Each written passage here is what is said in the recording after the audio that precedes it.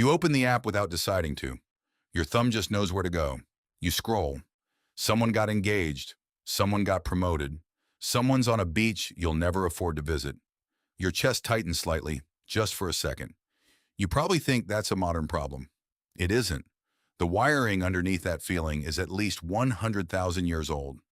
Social media didn't invent your need to know what everyone else is doing. It industrialized something your ancestors were already doing constantly, around every fire, every night. Anthropologist Robin Dunbar spent years studying conversation patterns and found something almost embarrassing about human nature. Across both traditional societies and modern life, roughly 70% of everyday conversation is gossip. Who did what? Who's with whom? Who can be trusted? Dunbar's theory is that this wasn't idle chatter, it was survival information. In a small band where your life depended on cooperation, knowing who was reliable mattered as much as knowing where the water was. Your brain rewards you for tracking that information because for most of human history, tracking it kept you alive.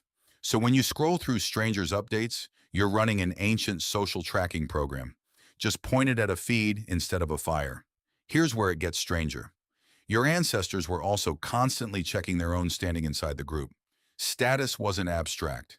It affected who got fed first during a lean season, who got chosen as a partner. Falling in status wasn't just embarrassing. It could be dangerous. Likes function almost exactly like that ancient status signal, except the feedback comes from hundreds of people instead of 20, in seconds instead of weeks. Evolutionary anthropologist Anna Machine has pointed out why this feedback feels both irresistible and slightly hollow. A like triggers a small dopamine hit, tied to anticipation and reward. But it doesn't trigger the other chemicals your brain expects from real bonding, like oxytocin, which only show up with actual physical presence and touch. You get the anticipation of connection without the deeper reward that's supposed to follow it. That mismatch might explain something a lot of people feel, but rarely say out loud. You can spend hours seeing other people's lives and somehow feel more disconnected afterward, not less.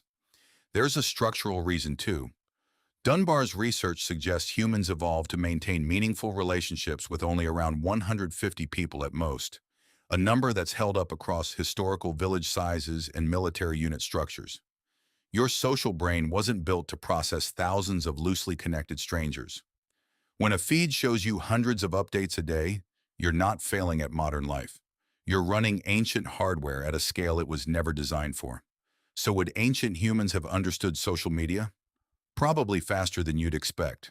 The hunger to know what your tribe is doing, the sensitivity to your own status, the craving for visible approval, none of that would feel foreign to them. What would baffle them is the scale. A tribe of 20 expanded into millions of strangers. Maybe the most honest way to put it is this. You're not addicted to your phone. You're addicted to something much older than the phone, dressed up in a new interface. The fire just got bigger and louder, and it never actually goes out.